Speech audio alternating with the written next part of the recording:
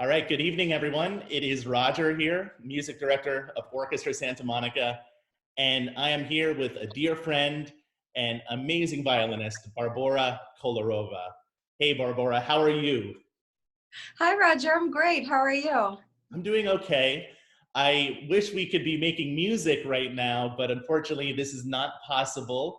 Where are you speaking to us today from? I am currently in my home in Narberth, where I am staying with my partner and my cat. That's great. And as you know, and I'm not sure if our audiences know this, but we were supposed to perform the Brahms Violin Concerto together with Orchestra Santa Monica on March 14th. And unfortunately, this concert I should say, it hasn't been canceled, but it's been postponed until next season, which is wonderful. I'm really looking forward to doing this piece with you. And I just wanted to talk with you today about your experience as a violinist, your training, and what this piece means to you, the Brahms Violin Concerto. For those audience members who don't know, Barbora and I know each other. We're both artists. We're both directors at the Lake George Music Festival. We're co-founders. Barbora's the artistic director and I'm the music director. And every summer we get together in Lake George, New York. And I think in many ways that festival, Barbora, has really taken off over the years. And it's really a unique type of festival, if you think about it. We could even talk a little bit about that right now, just how that festival, began. This festival started in 2011, and that's when Barbora and I got to, know each other, and we started to perform together at the festival. But what is that festival as, a violinist? What does that mean to you, that festival? It's a very unique experience, actually, because as a director and a violinist, I get to do both. I sit in the office and I'm kind of the boss who tells people what it's going to be like for the week, but I'm also their colleague. And I'm sure you feel the same way. It's like, we're in the office, but then we perform with them and then we go out at night. And it's just, so you kind of get all of it. And I love it. I absolutely love it. Well, that's the thing. I feel like we really get to know the musicians so well. And you really get to create relationships, not only with the musicians, but also the community and our wonderful audience members. And I would really, I would encourage anyone watching today to also check out our festival in Lake George. Unfortunately, this summer, it looks like we're going to have to postpone our season. But in the future, we would love to have you join us in Lake George.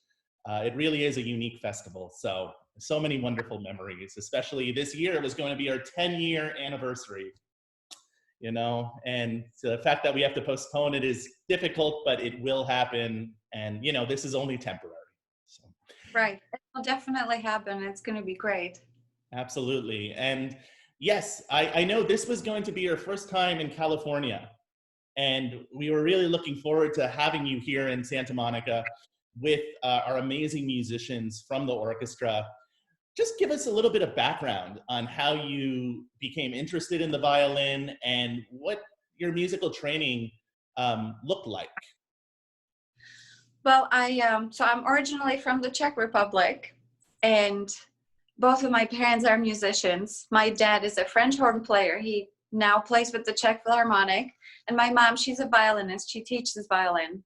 So I remember since I was a little child, since I was born, I was always around my mom practicing, and she would take me to rehearsals with her. And my dad at that time, he played in the National Theater Orchestra. So I would go see opera since I was 4 years old, like every single night, and being around music, I knew that it was going to be part of my life forever. And I think because I was mostly around my mom and she was practicing, because my dad used to travel a lot and perform, somehow the violin just became my instrument, and it was very natural. And I remember it was Christmas when I was 4 years old, and all I wanted was a violin, and I got it, and then it hasn't left me since. Wow. That is, I mean, when you perform, you could tell it's just a part of you. And, I'm curious, how did you decide to come to the States? What was your reason for coming I think our audience would be really curious to know how that journey began. Well, when I was 9, I started studying with a teacher who he lived in Singapore for 8 years, and then after the communism in Czech, after it fell, he returned to Czech, and he was, he traveled the world, and he had so much experience in what classical music and violin playing was around the world, and he was always fascinated about with the education in United States and how people can pursue their dreams. So when I was 14, I came to United States for the very first time to study at a summer school at the Madame School of Music. Mhm. And then I came summer after summer, and I think since then I always knew I wanted to come here and study in college. And I always wanted to go to Curtis Institute of Music. And so I worked really, that was the dream that I worked towards, and I practiced and studied really hard. And then I was fortunate enough to get into Curtis, and I studied there for 5 years. And then I went to Yale School of Music after that and got my master's degree. Yeah, and both of those schools are just really well-known schools of music. They're fantastic and amazing faculty, and they're both free as well, right? I mean, Right. hey, another benefit of going to a school like that, you didn't have to pay anything. I think It's yeah, absolutely. so neat, yeah. And I think what's great about those institutions is that you really met a number of musicians, and you created kind of a network. And I think that's so important for us as musicians, to create a network and really be close to a number of different musicians from all over. And that's another reason I think why the Lake George Music Festival was so successful, is because you brought a lot of people from Curtis and Yale to the festival every summer, and then eventually that grew. Um, I think in many ways, doing that sort of networking is just imperative to be a musician. You have to really know how to network.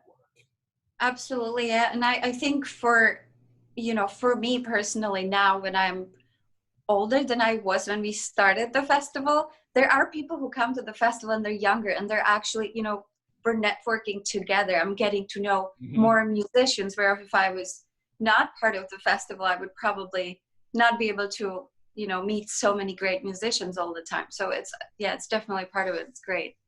Yeah, well, let's talk about the Brahms a little bit, because this is the piece you were going to perform with the orchestra, of course. And, I always say this piece is like, it's a concerto, of course, but it's like a symphony in many ways. I mean, it's close to 40 minutes.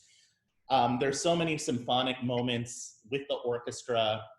It's a collaboration, really, between soloist and orchestra. It's not just a showpiece, of course. The orchestra isn't just accompaniment. So it requires a great deal of endurance, this piece, and it's technically really challenging.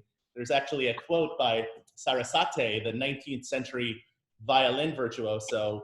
He refused to play the piece. He said, "I don't want to stand there, violin in hand, and listen to the oboe playing the only melody in the adagio." Well, I don't know how true that is. It's an amazing piece, but as a soloist, I mean, for you, what are the technical and musical challenges in a work like this?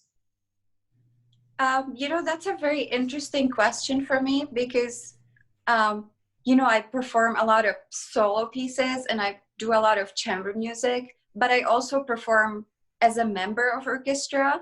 So I think having this benefit, it really helps me perform as a soloist with orchestra, because I treat it as a big chamber group, and learning this piece, it was actually, I went through all my schooling without ever learning this piece. Oh. So I had to learn it specifically for performing it with Orchestra Santa Monica, which I was, very happy about, because it's a standard piece everybody should know.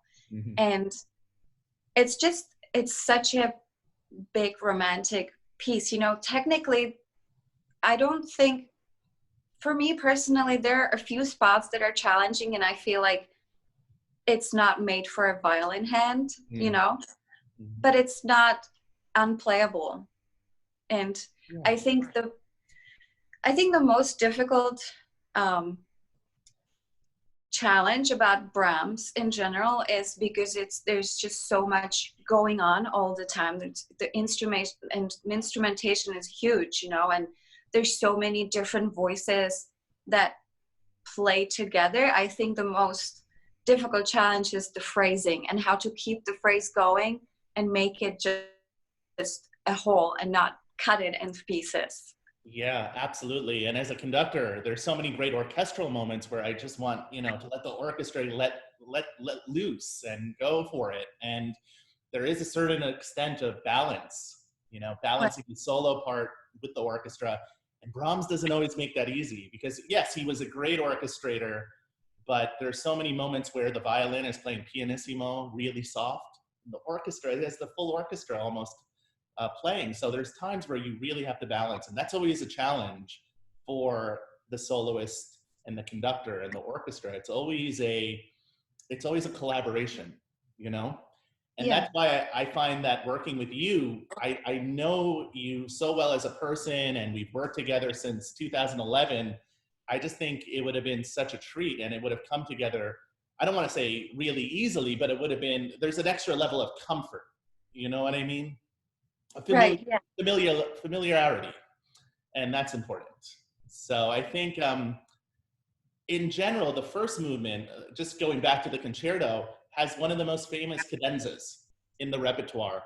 Do you want to just tell us a little bit about the cadenza and which one you decided to play? Because I know there are multiple ones. Yes, there's so many of them, you know. And when I was thinking about which cadenza I would like to perform, of course, my idea was to pick the one that is not common as much and it's not played as much. So I came across a cadenza by Karel Halíř. It's actually Karel Halíř in Czech. And of course, I had to play it because from my country. So Mm-hmm. it was an easy pick for me, and I picked that cadenza. That's interesting, and it makes perfect sense. Has that cadenza been performed by other well-known violinists that you know of? I mean, on recordings, or is it unique? Pretty unique in a way. It's unique to me. I haven't heard it before, and I searched for it on YouTube, but I couldn't find it. That doesn't mean that it hasn't been played and there's not a recording of it. I just wasn't able to find it. Yeah, it would have been neat if it was a world premiere cadenza, you know, recording. But who knows? You never know. Do you want to maybe play a little bit for our audience, some of that cadenza? Yeah, I can definitely play the That'd be cadenza. great. Yeah. Let's hear it. And of course, we realize that Zoom isn't the greatest audio platform, but you'll still be super impressed by this, by Barbora's playing. So whenever you're ready.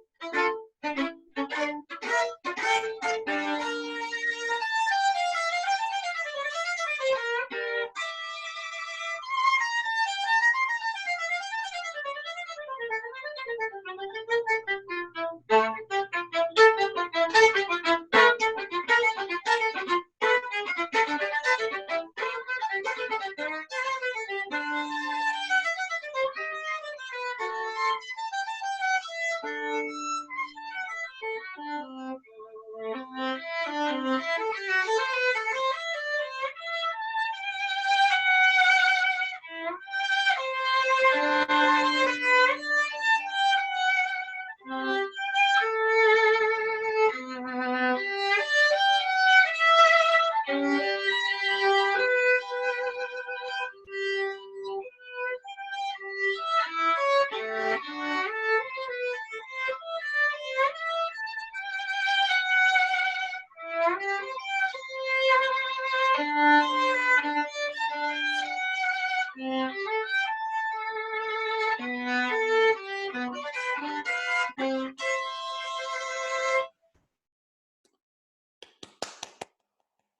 think it's a good. Brava. I think we should save the whole thing for when Yeah, we perform it. So I just absolutely. like, No, oh, it's beautiful, and you even had some meow accompaniment. oh yeah, I can never figure out if my cat is trying to sing or trying to tell me that I shouldn't be playing. Who knows? Who knows? I'm sure it was gorgeous though. And I love how it quotes themes from the movement, the second theme, of course, and that big Right. opening theme. Yum, ba-dum, ba-beep, buddy.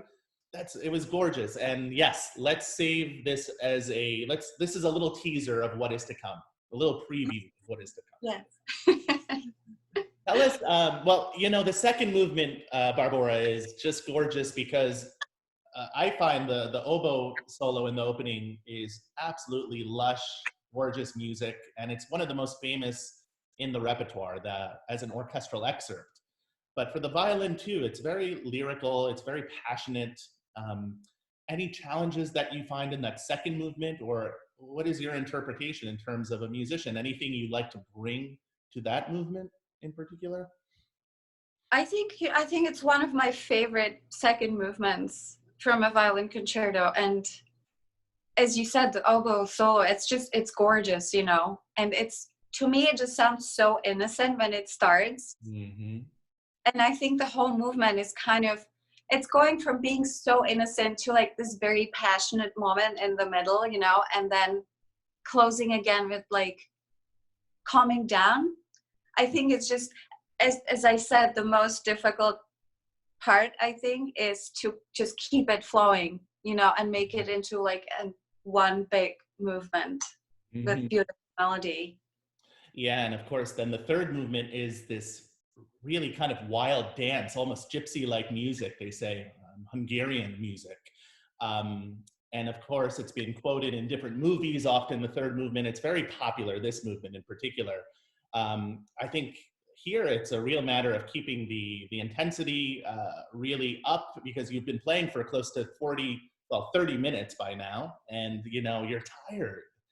I think, what is it about this third movement that you find interesting? Uh, I absolutely love how the second movement ends, and it's just like such a surprise, when you start the third movement and you go right into it. It's not like, all right, I'm going to ease my way into the third movement and see how it's going. No, you just have to go straight away to it and keep it going for the next, 10 minutes. And Yes. there's a lot of chords and a lot of runs. And of course, the orchestra is just right there with you playing everything that you play. So I Yeah. think It's a really exciting movement for audiences, for our musicians. And I agree, there should be no break between the second and third movement. Just go into it, right? right. Attacca. Yeah, I love that. Um, Tell us about your violin. It's a beautiful instrument, a beautiful sound. Where does it come from? How old is it? So my violin is made by Antonius Laske, who was violin maker in the 1700s. So my violin is from 1780. And he was, at that time it was in Czech Republic, but it was called Bohemia. So he's a Bohemian violin maker. And it just, somebody found it in their attic, one. And my teacher then he knew the person who found it, so we restored it and it was given to me, and it's a beautiful instrument. I've had it for I think 14 years now. Mm-hmm. And it's I love it, and Yeah. there's very unique because it's Laske actually didn't make that many violins, but they're very unique because they seem like they're a little smaller than a normal violin, Mm-hmm. but they're just shaped differently. The middle part is raised a little bit and it just looks smaller than other violins, but it's not. So Yeah. that's why it's unique. Well, you get a beautiful, lush, like dark sound on that instrument. I find it's very dark, very open. Nothing sounds forced. You know, not harsh. It's just, it's beautiful. And was that the instrument you played on when we did the Mozart Violin Concerto #3 together a couple of years back? Do you remember? That would have been 2011, our first year at Lake George. Yes, I think yes, I must Okay. have. Okay.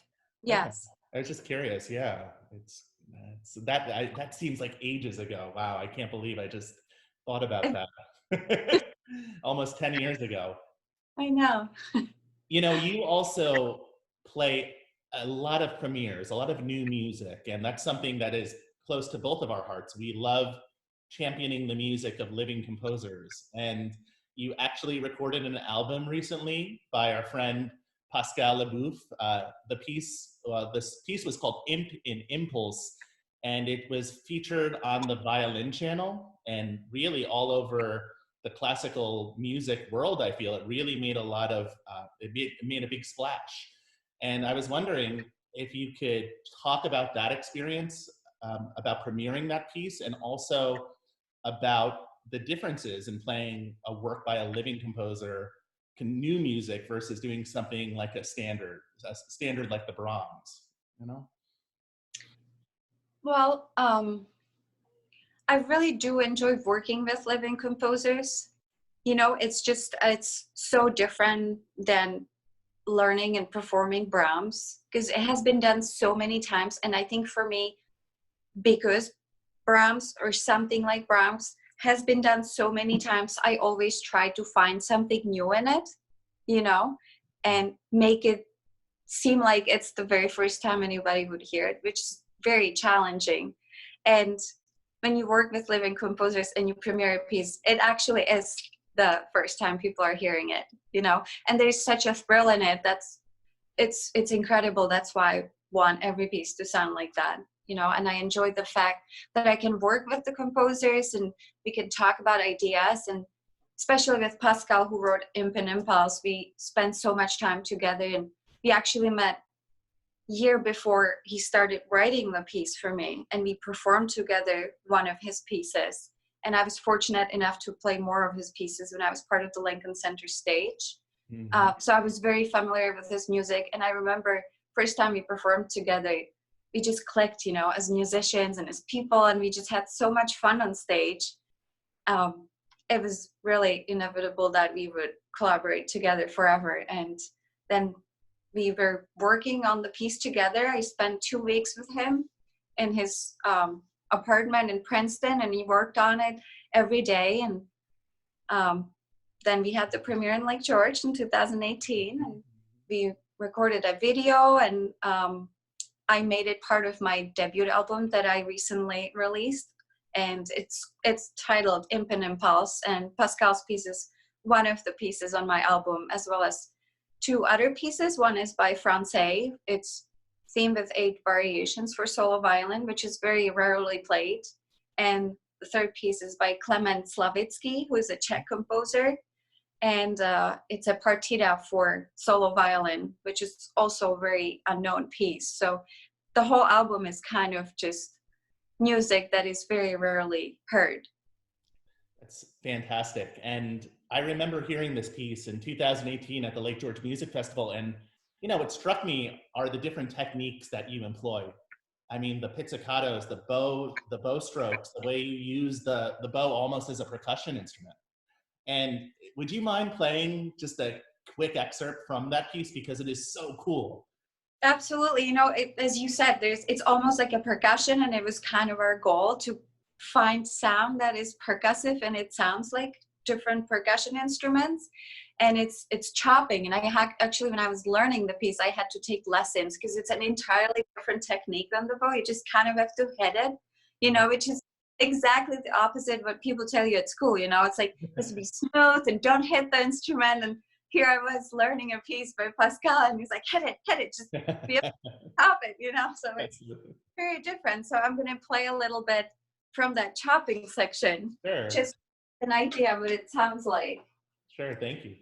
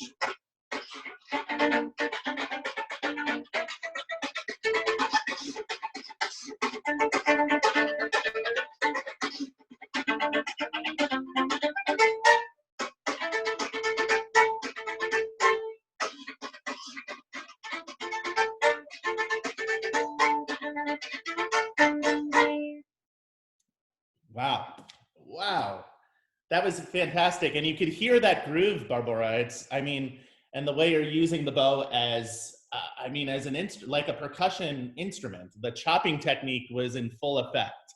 You kind of, yeah, and I'm holding the bow differently too, because usually you put the thumb between the two, inside the hole, but I have to actually take it with my whole hand, and so I'm able to hit it, Wow. So That's it. Pascal worked with you on that, like how you would hold it and the technique itself. He taught you essentially a little bit. Well, actually, he was inspired by Casey Drayson, who is Mhm. known for playing a lot of chopping and bluegrass, and so he was inspired by that. But at that time, there wasn't any notation for chopping, which now, 3 years later, Casey Drayson actually just published a book with chopping, you Wow. know, a lot of different notation. But I took online lessons with Casey Drayson, and he doesn't actually hold the bow as I do, but he said, in one of his videos that you have to kind of find your way to do it. So he holds the bow the same way, but for me it's more comfortable if I just hold it, as Yeah. the Yeah. whole thing. Yeah. That's neat. So you have to play that as an encore, I think, after you do the Brahms, Definitely. I mean, it's my piece, I play it every chance I get. I mean, you just played that. I mean, you played that all over Europe. You toured with that piece, right? I did. We had a tour in Europe with Pascal, so the whole Mhm. concert was just Pascal's music, and Infinite Pause was part of it. And in February, we had an Asian premiere. I performed it in Malaysia. Wow. So we kind of played it, yeah, all over the world. That's so important to champion new music. So I thank you for that. I believe in it too. With Orchestra Santa Monica, we've done a lot of premieres, and that's something I would love to continue doing. So really fantastic work, Barbara. So cool. Um, Yeah. Last question for today. It would be, do you have any advice for people who are interested in possibly majoring in music, like for young musicians? I always I work with a lot of different youth orchestras, and I'm always so mesmerized by their energy and their curiosity for music. But do you have any, encouragement or advice that you would want to give to the next generation? Well, I think I would suggest that people just keep working hard. If you're really serious about music, you have to keep working, and you can't ever give up. There are going to be a lot of times when you lose. There are going to be a lot of times when you win, and you have to pick what's your path. You cannot look what's happening around. Somebody's going to become a famous soloist. It doesn't mean it's going to make you happy. Maybe you're meant to be a chamber music player, or you're meant to play in an orchestra. It's a different path for everybody. And I think I definitely remember for myself when I was at school, I just always felt like there was something else I should be doing, but I'm so happy that I actually found my path, and it's to make music, to give opportunities to people to play music, work with composers, play music that is rarely known. And it's so I would encourage everybody who wants to do music seriously just to work hard and find your path and never give up, which is hard, but don't give up. That's really inspiring. And I always say, if you can't live without music, then this is for you. If you Absolutely. can't live without it, this is the path you need to take. And we are both so fortunate that we're in music, and right now it's extremely difficult not to make music for our audiences and for those around us. It's been really difficult, but it's also a way for us to be more creative, and we're doing more concerts on Zoom and virtual concerts, and this is it's looking ahead, I feel. And we will be back in the concert hall altogether. But for now, I know it's not the same, but we are really opening our minds to be as creative as possible. And I think that's so neat. Yes, I think you're right. This is the time to just be creative and do everything you can with music, whether it's, performing online and in front of a camera, or performing on the street. It's just different now, but it's still performing. Yeah, well, we're looking forward, Barbora, to having you here in Santa Monica next year and doing the Brahms together. I know our audience is going to love it. So for those of you watching, I hope this gave you a sense of what to expect, a little bit about, Barbora's playing style and her personality. And we miss all of you, and we will be back in the concert hall soon enough. And if you're interested, please be sure to check out our website, orchestrasantamonica.org. And if I'm not actually sure if that's the exact website, but if you're curious, just search it on Google or go to our Facebook page and you'll find more information. So Barbora, be well, be safe, we'll be in touch. And thanks again for joining us today. Yes, thank you, Rajan. You be well too. And I look forward to performing with Orchestra Santa Monica. We can't wait. Thank you, everyone. See you soon. See ya.